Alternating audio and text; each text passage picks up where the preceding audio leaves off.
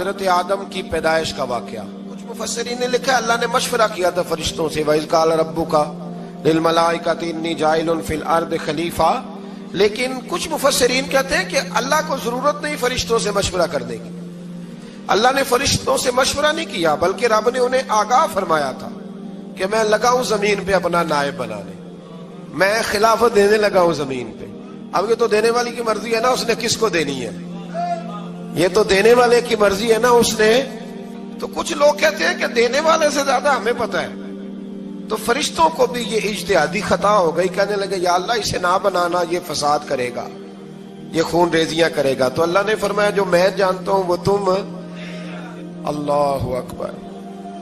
امام راضی فرماتے ہیں جب رمضان آتا ہے تو اللہ فرشتوں سے کہتا ہے ذرا یہ کھول کے دروازے دیکھو نا یہ زمین پہ کیا کر رہے ہیں، تم تو کہتے تھے فساد کریں گے اور یہ سارے تراویحاں پڑھ رہے ہیں، تم تو گویا کہتے تھے فساد کریں گے اور یہ تو دیکھو گویا رمضان کے روزے رکھ رہے ہیں، یہ تو میری یاد میں نکلے ہوئے ہیں۔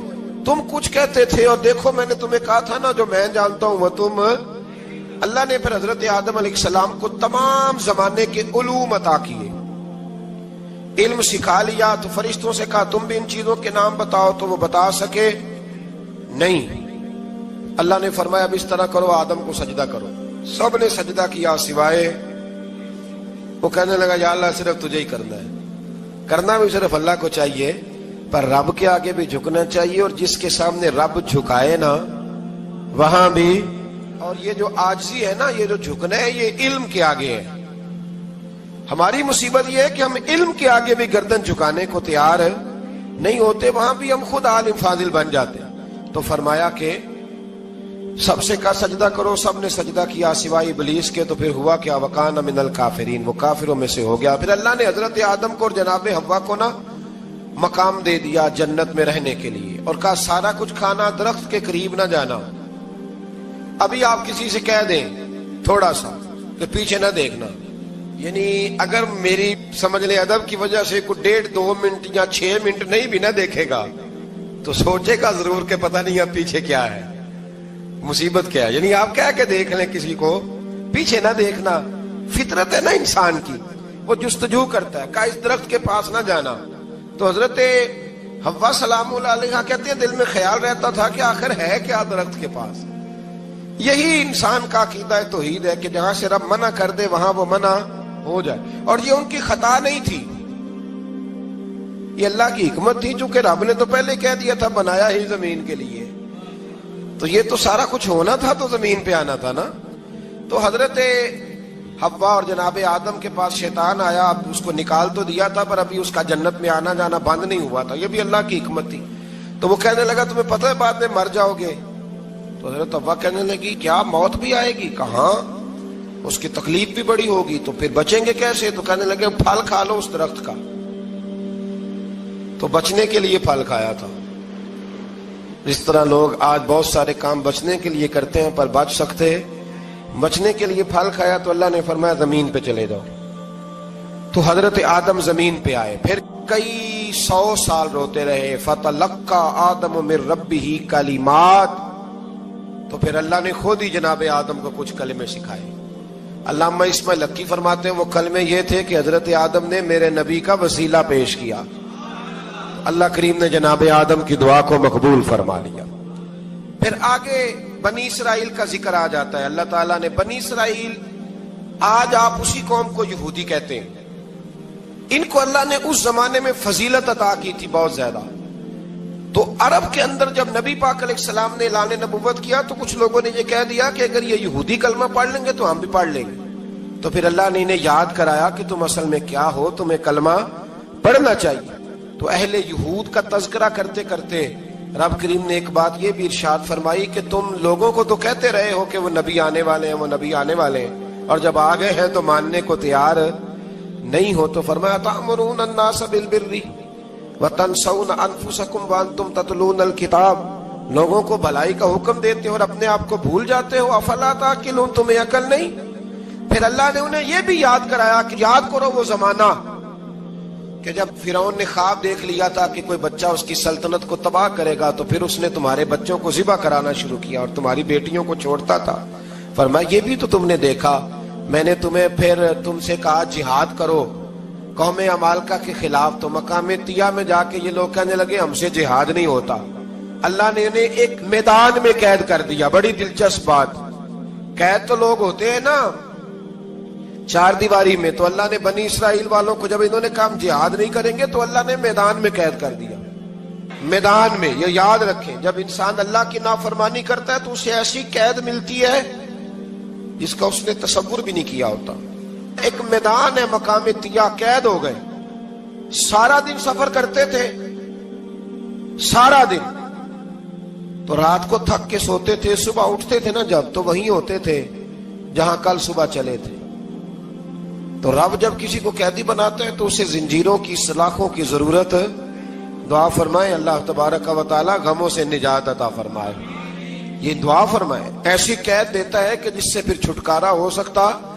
تو بنی اسرائیل کا بہت زیادہ تذکرہ اس بارے میں اللہ تبارک و تعالی نے پھر بیان کیا، اور پھر کہا کہ انہیں جو حکم دیا جاتا تھا یہ اس کی سرتابی کرتے تھے، پھر اللہ نے ان پر ذلت نازل کر دی اور یہ ہمیشہ اس کا شکار رہیں۔ قوم سبت کا ذکر فرمایا اللہ نے، ہفتے والے دن کچھ لوگ نافرمانی کرتے تھے۔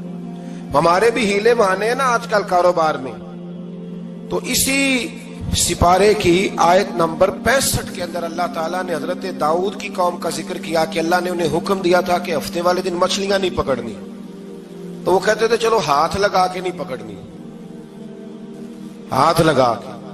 وہ ہمارے لوگ ہیلے بہانے تلاش کر لیتے ہیں نا، وہ بڑے جناب انشورنس والا آ گیا، اب وہ بینک والا آ گیا، وہ فلانے صاحب آ گئے، وہ تروڑ مروڑ کے کہانیاں باتیں، اور پھر ہمیں بھی رستے مل جاتے ہیں بچنے کے۔ مفتی صاحب نے کہہ دیا تھا، ایک مولانا سے میں نے ان کو کہا ہفتے والے دن مچھلیاں نہیں پکڑنے کا، نہیں پکڑتے، چھوٹے چھوٹے حوض بنا لیے، تو مچھلیاں زیادہ آتی تھی اس دن، یہ بھی اللہ کی قدرت تھی۔ نماز کے وقت گاہک زیادہ آتے ہیں، یہ اس کی قدرت ہوتی ہے، تو وہ مچھلیاں حوض میں جمع ہو جاتی ہیں۔ یوں سمجھ لیں کہ جال انہوں نے لگا لیے ہوئے تھے، تو جال میں وہ پھنستی رہتی تھی، حوضوں میں آتی رہتی تھی، ہفتے کو نہیں پکڑتے تھے، اتوار کو پکڑ لیتے تھے، تو پھر اللہ نے انہیں سزا دی۔ فرمایا تماشے کرتے ہو اللہ کے حکم کے ساتھ، کیا سزا دی؟ فَقُلْنَا لَهُمْ كُونُوا قِرَادَةً خَاسِئِينَ، فرمایا بندر بن جاؤ دھتکارے ہوئے۔ جو رزق حرام طریقے سے کماتے تھے رب انہیں بندر بنا دیتا تھا۔ ابھی بھی میں نے دیکھے ہیں بڑے بڑے تاجر پاگلوں جیسی زندگی گزار رہے ہیں، نفسیاتی طور پہ سکون نہیں ہے، کروڑوں روپیہ پڑا ہے، کیوں؟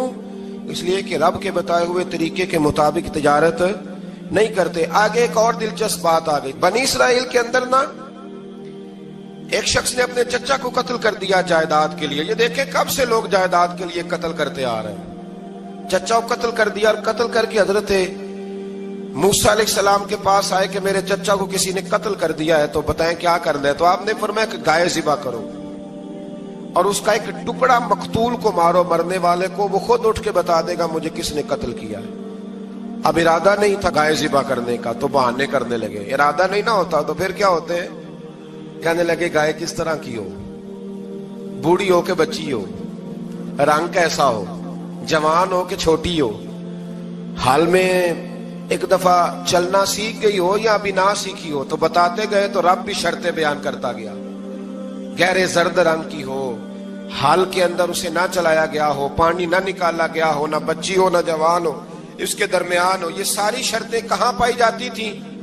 حضرت موسیٰ علیہ السلام کی قوم کا ایک شخص تھا جو اللہ کا ولی تھا، وہ جب انتقال کرنے لگا نا، اللہ اکبر، دیکھو رب ولیوں کی اولادوں پر بھی کتنا فضل فرماتا ہے۔ وہ جب انتقال کرنے لگا تو ایک اس کے پاس چھوٹی سی بچیا تھی، گائے کی بچی، اس نے جنگل میں چھوڑ دی، کہنے لگا یا اللہ میں تیرے نام پہ چھوڑتا ہوں، میرا بچہ جوان ہو جائے تو اسے دے دینا، اور تو سرمایہ ہی کوئی نہیں۔ بچہ بڑا ہوا تو بچہ بھی بڑا نیک تھا، اپنی ماں کا بڑا فرما بردار تھا۔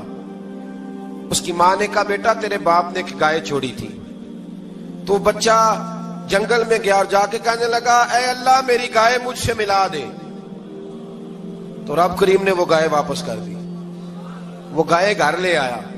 اب وہ کہنے لگا اماں بیچ دوں، تو اماں کہنے لگی بیٹا میرے پوچھے بغیر نہ بیچنا۔ کئی دفعہ گاہک لگے پر اس نے کہا جب تک میری اماں نہ کہے گی میں بیچوں گا۔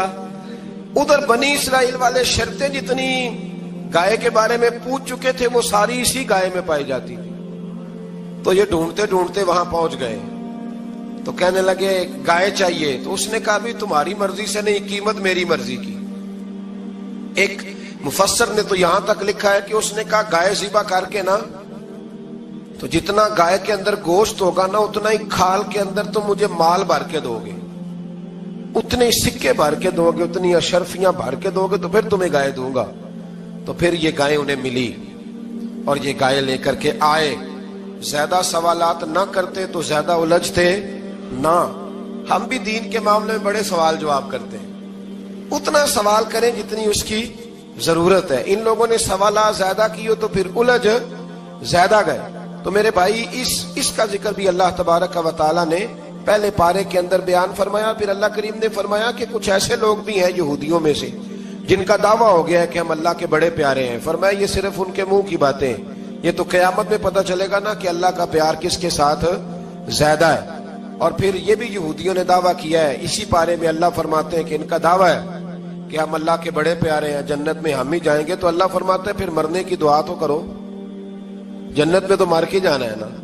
لیکن رب فرماتے ہیں یہ کبھی مرنے کی دعا نہیں کریں گے، اس لیے کہ انہیں پتہ ہے کہ ہم نے آخرت کے لیے کیا بھیجا۔ لیکن جی پہلا حکم آ گیا یا ایھا الذین آمنوا کہہ کے، پہلی آیت قرآن پاک کی پہلے سپارے میں پہلی آیت جس میں اللہ نے کہا یا ایھا